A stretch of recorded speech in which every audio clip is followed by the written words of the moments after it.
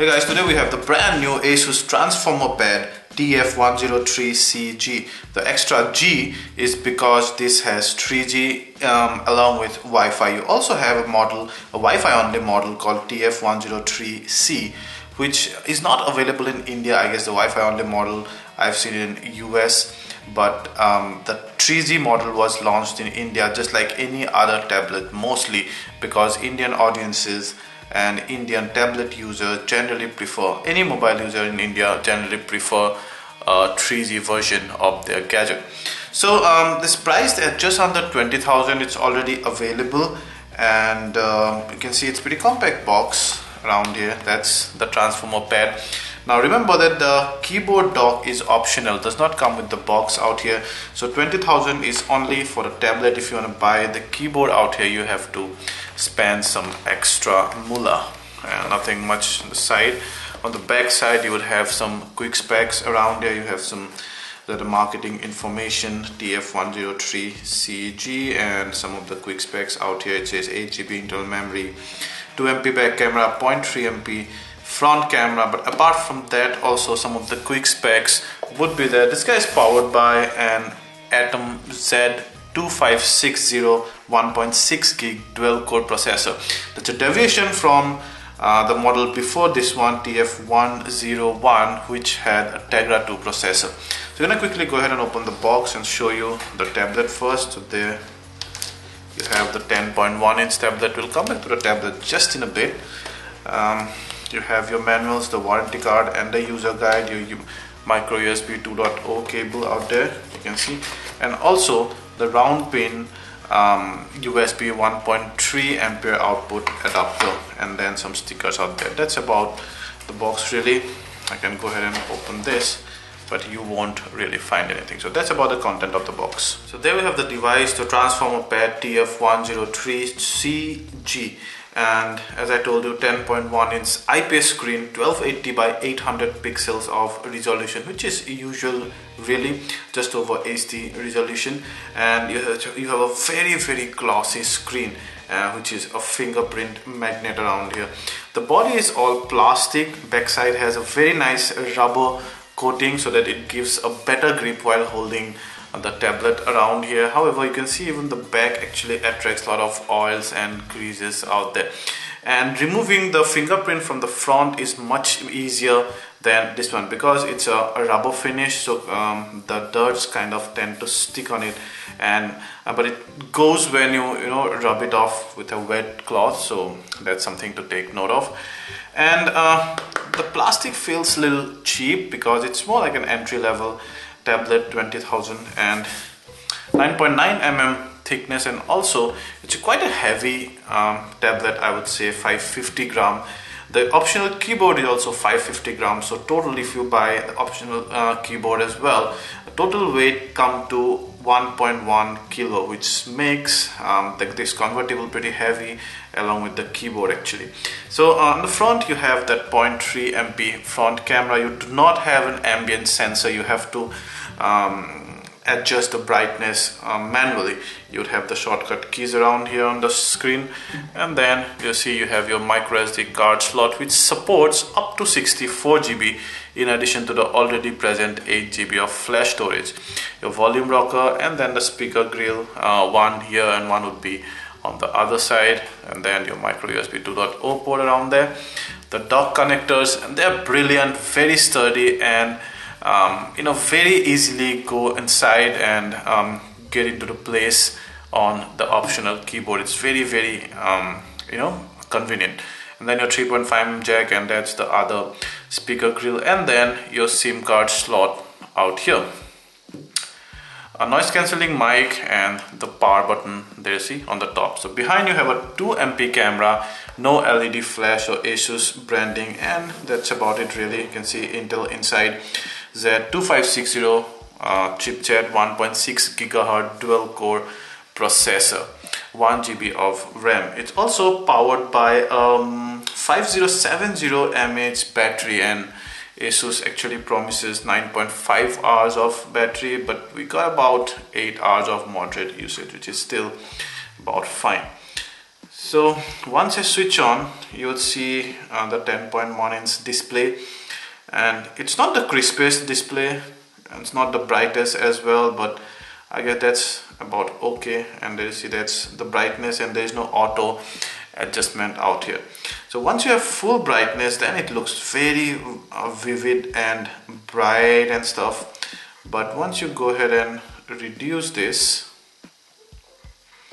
it goes down really low, but still it's possible to read everything work. So if you're nearing your let's say battery power, then you can actually reduce it to minimum and still be able to work. However, if you're under sunlight, you better use the full brightness, because this is not a very sunlight legible screen, being an IPS screen. And we'll just keep it about halfway, and you can see the viewing angle are actually fine. It's very good. IPS displays, obviously the viewing angles are generally much better than the TFT screens, but not as good as an AMOLED screen. See, in full brightness it's amazing. Yeah. So I would generally recommend, if you're not traveling, if you're using it at home or at office where you have easy access to the charger, use it in full brightness. That really makes the screen pop out. We have the galleries and then some of the photos and videos out there. I'm gonna go ahead and play a video. Before that, let's check out the color card. There, see, so it kind of just under saturate this the red part, I think. So it's showing the red more like an orange around here, but apart from that, rest of the color palettes are just about fine. If you zoom in, you would see noise because of that low res, but it loads the image just fine. These images are very high res. They are 2560 by 1440 pixels, and the blacks are also quite black actually, despite of being a low res screen on a 10.1 inch screen, a 10.1 inch display. So let's go ahead and check out a movie and see.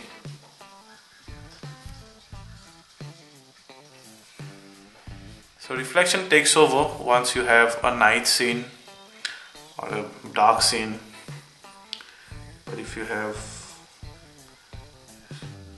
here, it's relatively much better. So overall, a decent display, I would say. Nothing to write home about, but still it's a good enough display for the price point. So the TF103CG is powered by Android 4.4.2, that's KitKat. And probably one of the USP of this tablet is that it runs the same Zen UI that you see on the Zen phone. So it's very sleek, and Asus says it contains over 1000 updates and tweaks and performance enhancement feature. You also have 2 pages of app. Around here you can see you have your typical Google Android apps, and you also have lots of Asus in-house apps, and then some of the third-party apps like Kindle out here, and yeah, see Asus Power Saver and Story and Setup widgets and Remote Link, Quick Memo, Supernote, whatnot. We installed Asphalt 8, and yeah, it's a pretty good collection of in-house as well as the default Google Android, but not many bloatware. And you can see it's very fluidic and very smooth. Although it do not have many widgets, but still the working home pages have good enough widgets, and also this is quite fast and smooth and almost never lags. So I'm gonna straight away go to the settings and show you some of the settings around there. Let's see. Very typical connection settings. You have display and then storage settings, and out of 3 GB right now we have only 366 MB because we have all the games and all installed. But you can see system reserved is just about 3.5 GB. So 8 GB minus 3.5 GB would be about 4.5 GB. So that's what you get. You see, and then your system apps will take some of the place, so you get just over 4 GB, actually about 4 GB of free storage. You have Asus customized settings out there where you can see dual app settings, because this tablet also support dual screen. so you can drag one app here and drag another there. You see, I can drag it one here. So some of the apps, as you can see, only supports full screen mode. Let's say this one, so they support dual mode. I can just go around here and then open maybe gallery only, and then the other one. So there are apps which do not support dual mode, there are apps which does. Yeah, and go around right from there. So that's the dual mode really. Now go back to the settings and show you some of the other things. Now you can add these many accounts, a lot of accounts there, and then about tablet, in about tablet you see 4.4.2. One thing you would experience while using this tablet is that it does not react immediately. It just wait for that half a second before reacts, but it's almost constant throughout the transition throughout the user interface. So once you get used to it, it becomes very smooth. You actually learn to wait for that half a second, which I won't say it's lag. It's not lag because it's just keeping the all the transitions and animations at a constant frame rate, and I like that. It's much better than having something inconsistent.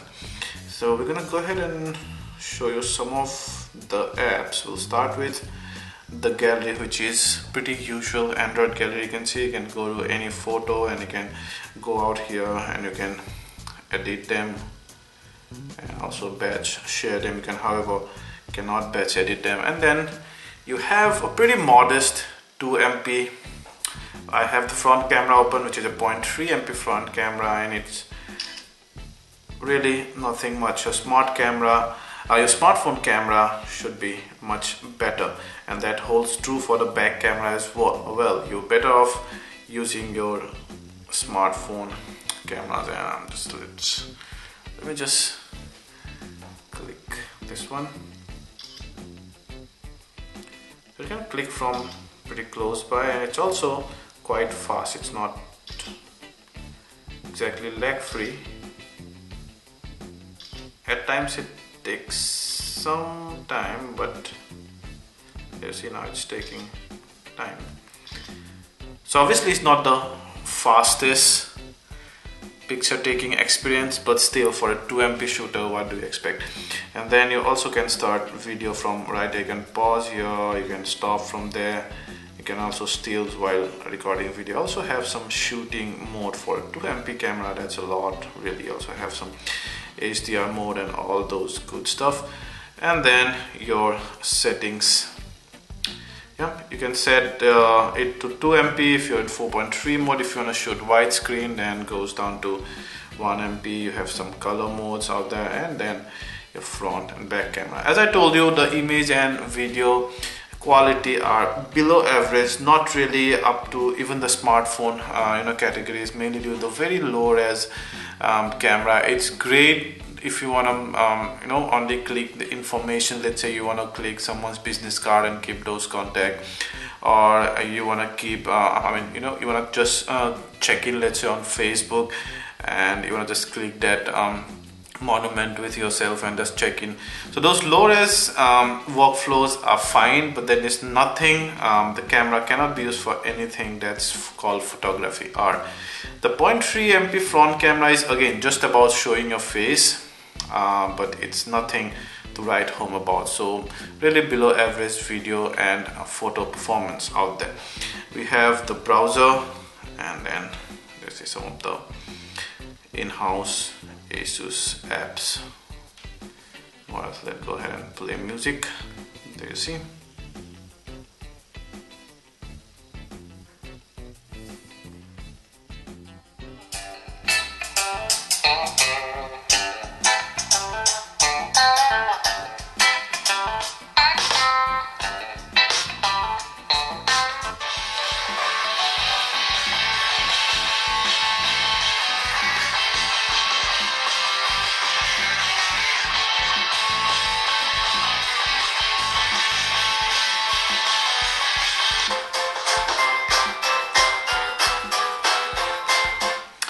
The speaker is not very loud, but it has brilliant bass and treble. That's something I can tell you. Also, the surround sound is brilliant, mainly because of both the speaker output on two sides. The video also should sound good, but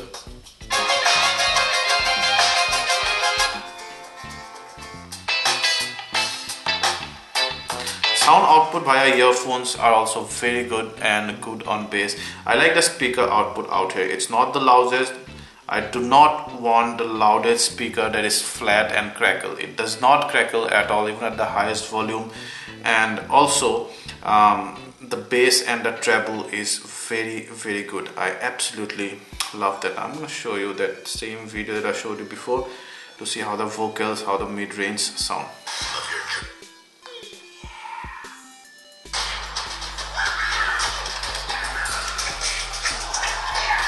And placing the device on a flat surface does not hinder the sound output.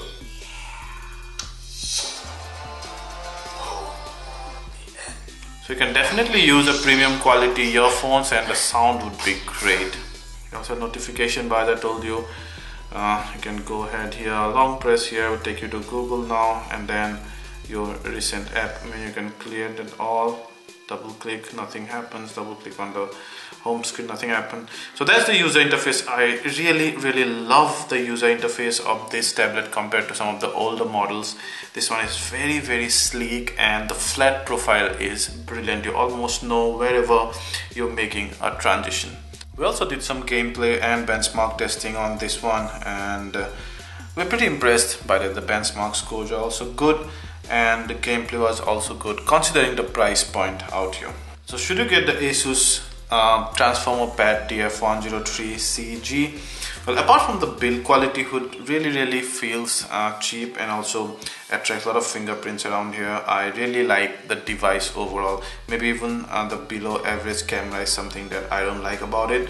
The tablet has come of age, and we have seen now 8MP cameras and all, so this one really feels outdated in terms of the camera. Also the build, the design per se, it's now getting a little boring because Asus is now sticking to the same kind of design. I want some sleeker design, some more premium material, almost on the same price actually. Apart from that, the user interface is the main boon for this device. It's very sleek, very smooth, does not lag much, and for everyday usage is just about fine. The sound output is brilliant, and all in all a very intuitive user interface. The main competitor I think could be the Lenovo Yoga 2 tablet, which has a very interesting design, and that's what I was talking about. It has something that's that's apart from the crowd, that does not come in the typical design of tablet, which actually makes it stand out. The user interface are more or less comparable head to head. Both are very sleek, both are very smooth. The camera on the Yoga 2 is better than this one.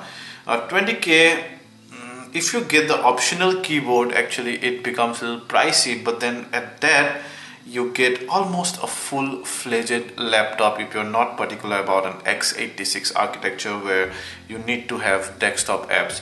So if you plan to use your tablet as a laptop also sometimes, because the keyboard really helps, it's much faster to type, island style keyboard, a good enough, big enough keyboard. Also note that the keyboard does not come with an external battery, it only has the USB ports and a touchpad and a keyboard, but using a touchpad and a keyboard is always more convenient than using the online screen. So in combination, the transformer pad TF103CG makes for a compelling buy, however slightly pricey. Standalone, this tablet has still rooms to grow. If you like this video, please hit the like button, ask anything, and we'll try to answer that in the comment section, and please subscribe to our channel for more such awesome content in future. We've created a Facebook group. You can go ahead and ask anything there, and the people will be there to answer all your queries. Thanks.